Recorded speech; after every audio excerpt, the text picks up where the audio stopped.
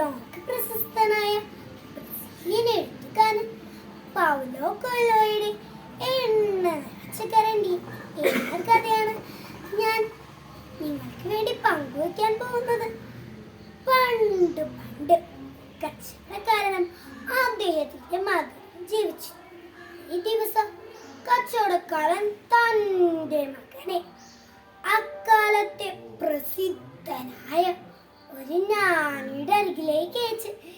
എന്തിനാണെന്നറിയാമോ? സന്തോഷത്തിന്റെ രഹസ്യമാണ്. അങ്ങനെ ആ 40 ദിവസം മരുഭൂമിയിലൂടെ അലഞ്ഞു നടന്നു അച്ഛൻ പറഞ്ഞ ആ ഗുരുവിന്റെ വാസസ്ഥലം കണ്ടുപിടിച്ചു. ഒരു കുന്നിൻ മുകളിലുള്ള അതിമനോഹരമായ കൊട്ടാരം. അവൻ അതിനുള്ളിലേക്ക് പ്രവേശിച്ചു. അവന്റെ സങ്കല്പത്തിലുണ്ടായിരുന്നത് അതിദിവ്യനായ ഒരു സന്യാസി.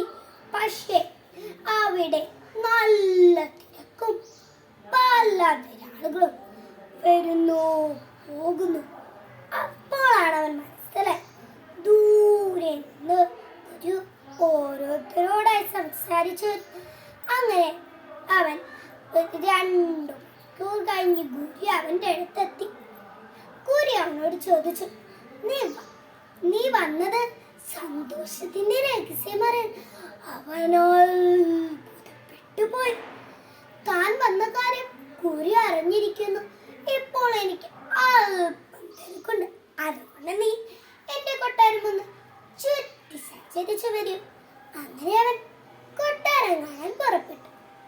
ഗുരു അവനെ തടഞ്ഞു. ഇതാ ഈ സ്പൂണും ഈ 2 തുള്ളി എണ്ണയും പിടിച്ചോളൂ. ഇത് നീ നടക്കുമ്പോൾ തുള്ളി വീഴാണ്ട് സൂക്ഷിക്കുക. അങ്ങനെ അതും പിടിച്ച് കൊട്ടാരം കാണാൻ പുറപ്പെട്ടു. അങ്ങനെ അവൻ വരാന്തകൾ, പടികൾ, മുറികൾ, അങ്ങനെ അവൻ ഗുരുവിന്റെ മുറിയിലെത്തി. ഗുരു അവനോട് ചോദിച്ചു, നീ എല്ലാം കണ്ടു? എന്റെ കൊട്ടാരത്തിലെ തിരശ്ശീല കണ്ടോ? അത് പേർഷ്യയിൽ നിന്ന് നെയ്തെടുത്ത് കൊണ്ടുവന്നതാണ്. നീ എന്റെ ഉദ്യാനം കണ്ടോ? അതുണ്ടാക്കാൻ 10 വർഷങ്ങളും എടുക്കും.